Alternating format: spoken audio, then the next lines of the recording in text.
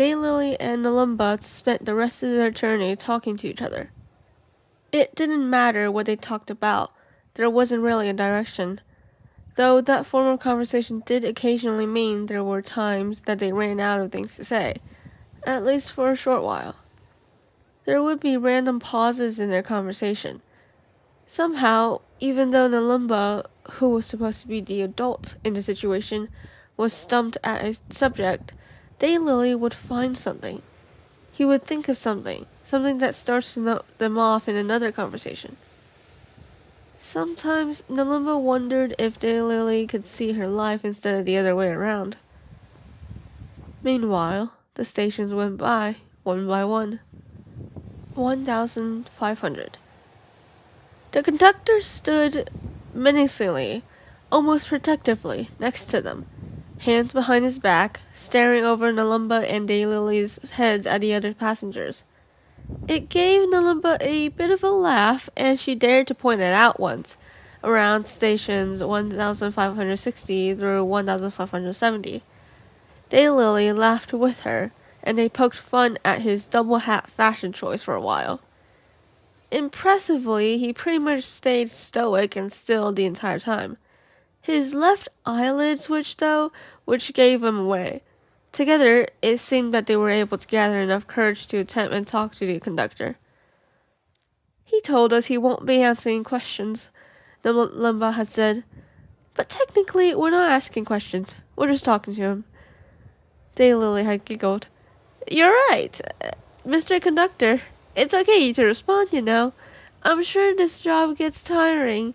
You can talk to us. Of course, the conductor had stayed silent, but Nelumbo heard him exhale rather dramatically, like a sigh. That was enough of a response for her to convince her that he wasn't entirely a robot. The express rode along, station after station. More people came and went. As they spoke, the slow, tedious, and torturous parts became unbearable, to say the least. To say the most, fun.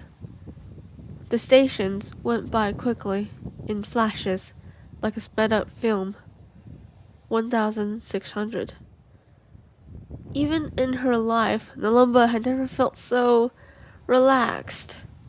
It was strange how things worked in the universe.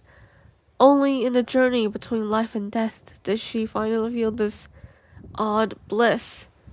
She had never felt it before, that was for sure.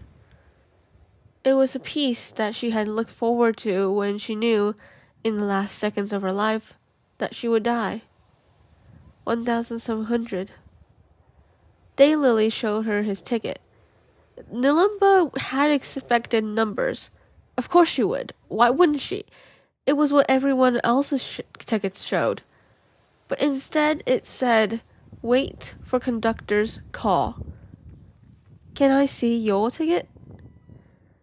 Nelumbo nodded, a bit stunned. When Daylily saw the number, he put his hand under his chin in a thinking position. Oh, what station is this for you? 1,700, exactly. Nelumbo responded, tucking the ticket back in her pocket. It's close. Even Daylily was quiet at that. Oh. The stations went by like fish in a stream. 1,750. And now, 1,786. She might not get to feel that peace anymore. Nelumbo had never thought about this when she was alive, but afterlives were just lives after you kicked the bucket on Earth, weren't they? It's literally in the name. Death was no more than another life on the other side of the gates, another period in your overall existence where you have to face things, and you're not guaranteed happiness or a paradise. You're promised a place to stay after you die, but that doesn't necessarily mean anything. It's not a wonder that people in life can't comprehend what could be after death, or even the possible lack of. Death isn't supposed to be something welcoming, and it isn't. But the mystery surrounding it is the reason why it isn't, and prevents people from deliberately kicking the bucket. And now, at death's door. Real death, not the express. Nelumbo didn't want to go. She didn't want to leave. This was her station, and if she didn't get off now, she would end up in hell. She didn't want to go because she still feared death. That fear was erased when she arrived at the station. It wasn't because she feared the unknown, and thus what was behind that door. In fact, she desperately wanted to go. 1,786 stations had passed, and she desperately wanted to get off this train and just go wherever she had to go in the afterlife. She wanted to rest. She needed to go somewhere different. But then Nelumbo looked up from her ticket, which had the fat 1786 on it, and saw Daylily. The conductor's call. Nelumbo suspected that meant Daylily would be here for a while, until he decided to exit himself. However, she knew that he would wait until the conductor's call. She can claim to know him well. She knew the boy. She saw his life laid bare, talked to him for hundreds of stations and the eons in between, and understood him better than she did her best friends. There were always things she still couldn't understand, however. Things she didn't know. She couldn't figure out how he was always so kind, and why. She couldn't figure out why he spent so much of his life helping those who didn't deserve it. As far as she could tell, he knew they didn't either, and yet he still did it. That was why she made up her decision. Daylily was looking away, avoiding her eyes. People were already leaving and boarding the train, shuffling around. The conductor stared at the passengers, but she noted that he seemed oddly tense. Well, it didn't really matter. Either way, she was going to tell him the same thing. I'm not getting off. The conductor whipped his head around, his void black eyes staring at her in shock. Daylily turned back and stared at her as well. A few nearby passengers turned, but most, who were new, were too confused and preoccupied to pay any heed. Are you mad? The conductor almost yelled. Still, with his voice, it was loud enough for everyone to hear. The car grew deadly quiet.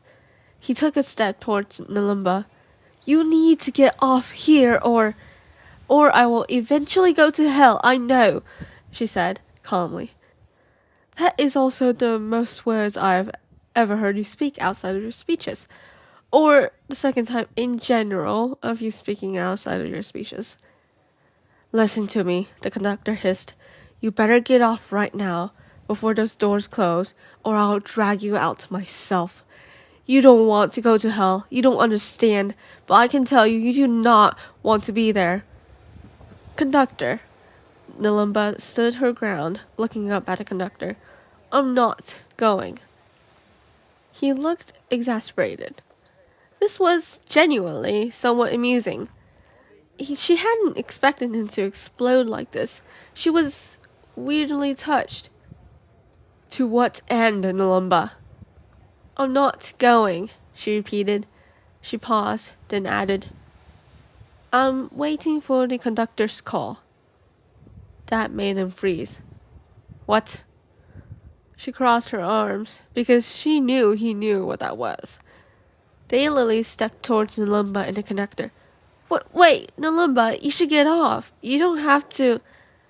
I'm not leaving, knowing you'll have to go through however long it is you'll have to endure until you get off, Nelumbo said softly. Daylily was shocked. He stepped backwards and sat down in the chair, which, though had been vacant, was never touched. Nelumbo was reminded of that one surprised Pikachu face meme. The doors hissed as they slowly closed. The conductor was rooted to the spot. He looked like he wanted to, given the way his hand twitched, but he didn't make good of his threat of dragging her out. Fine. He turned and returned to his place in the front of the car and started yelling his speech. He was definitely more agitated than usual. Nelumbo returned to her spot as well, and until she heard a quiet sob. She saw Daylily and was astonished to see him crying into his hands as he sat there. Immediately she crouched before him. Hey, Daylily, it's okay. Don't cry. What? Why? He looked at her. She knew what he was asking. She grabbed one of his hands and used the other to pat his fluffy hair. Think of it as saying thank you. For what? Nelumbo smiled. For being a pure soul, of course. But, oh, don't worry about me. She squeezed his hand. Did you know that the lotus flower represents resilience? He shook his head. Well, now you know. She moved to sit down next to him, rubbing circles on his back. And like the lotus, I'm also pretty resilient. I can wait for you. That only made him cry harder.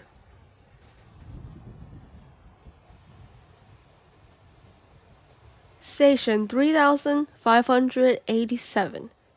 It took another 1,801 stations. Another 1,801 stations before the long-awaited call was made. No one was on board, except for Nelumbo, Daylily, and the conductor. This is where you get off, the conductor said. Nelumbo knew something was up when, after the station where she was supposed to leave, there were no new passengers. Only the exit doors opened and closed, but never the entrance. To say she was confused would be generous. I'm confused, Daylily said, voicing Nelumbo's thoughts. He looked up at the conductor. Even after the doors closed for 1,786, you kept telling Nelumbo to leave, Mr. Conductor. You said she would go to hell, but you kept urging her to exit anyway. Why? She had been wondering that too. Not that it mattered. She wasn't planning on leaving until she saw Daylily step down from his subway. The conductor hadn't bothered keeping his mouth shut after the 1,786th station. However, he was even more talkative, even if just to convince Nelumbo to get off the train. To no avail, of course. He did respond to Daylily in between them, however. He talked to them like a normal human being, then turned around and went straight to yelling at her. The conductor looked down at the ground and didn't respond. Instead, he said, So after this, you'll get off, right? It was clearly to Nelumbo. She nodded. Sure. Then she stood from her chair and pulled Daylily up with her. Now, come on, Daylily. It's time for you to go. He stood at the exit for a moment. Then he turned around and hugged Nelumbo fiercely. She was shocked, to say the least. Before she could respond, he let go and stepped down from the subway, into the beyond, into the station she could not see clearly. The doors hissed shut. The train started moving again. Now it was just her and the conductor. However, something was strange. When she turned to the conductor, he was looking up, and his eyes, though still dark and endless like an abyss, seemed to showcase something. For once, Nelumbo couldn't read him from his posture alone, and his eyes weren't giving anything away. He seemed to be expecting something. Next stop will be my final stop, Nelumbo said to him. She went and sat down and took off her cap. She didn't feel it was of any use against him. There was a moment's silence. What do you do after? Pick up more passengers? The conductor didn't speak. Instead, the train suddenly started slowing down. She jumped up to her feet in surprise. This was certainly unprecedented. She had gotten so used to the long rides between each station. She had gotten used to waiting what seemed like years, lifetimes, eons between each one. She looked to the only person who could possibly know what this could be about. What is... She cut herself off when she saw the most absurd sight. The conductor was smiling. It was unmistakable. She could tell even when she couldn't describe his facial features. I was not aware you could do that. Then he walked forward and looked straight at her. Nelumbo, we're free. She was perplexed. Huh? He looked around at the empty car. I've been at this job for eternity. Now I'm free, and you are too. Her mind struggled to comprehend. What? After a moment, the train stopped. At the same time, Nelumbo connected the dots. It wasn't particularly hard, and Nelumbo wasn't a fool. She was rather smart, if she did say so herself. The whole thing about arriving at hell if you get off after your station was a lie. She looked at him. It was a test. It was the second chance you talked about. So, and you would be free of this job if someone did stay after their station? Wait, then where are we going? It wasn't a lie, he replied and looked toward the entrance doors. It's only if you stay for selfless reasons, for another person, and carry through with it. He looked back at her. Which you did. He closed his eyes. And if that happened in a conductor's car... He opened them again, breathing a sigh of relief, his grin wide. They're free from their job. He grabbed Nelumbo's shoulders. I'm free from this job, thanks to you. She blinked, and blinked again. Then she looked away and wiped her face with her sleeve. Not because she was crying, she totally wasn't. And you've been arguing with me for 1,800 stations to get off when you knew that? She muttered. Wow. I had to know it was real. It had to be real selflessness. I couldn't get my hopes up. Then the doors on the both sides hissed open. She tensed, half expecting a horde of people to enter. Instead, only one did. Nelumbo actually cried at the sight of him, looking like an actual kid, with fluffy brown-red hair and bright blue eyes. The conductor unexpectedly shushed her and hugged her, pulling her into his embrace. She felt small hands wrap around her waist as Daylily, who was almost half her height, hugged her as well. They stayed like that for a while, just the three of them. You couldn't find a weirder trio anywhere else. The bond between them, though odd, were stronger than most made in life or in death. After a few minutes, which felt entirely too short, they let go. Daylily grabbed both their hands in his own small ones and pulled them towards the exit, smiling brightly like the morning sun. Where exactly are we going? Nelumbo mumbled, her voice hoarse from crying. Daylily looked back at her, grinning. Paradise, of course.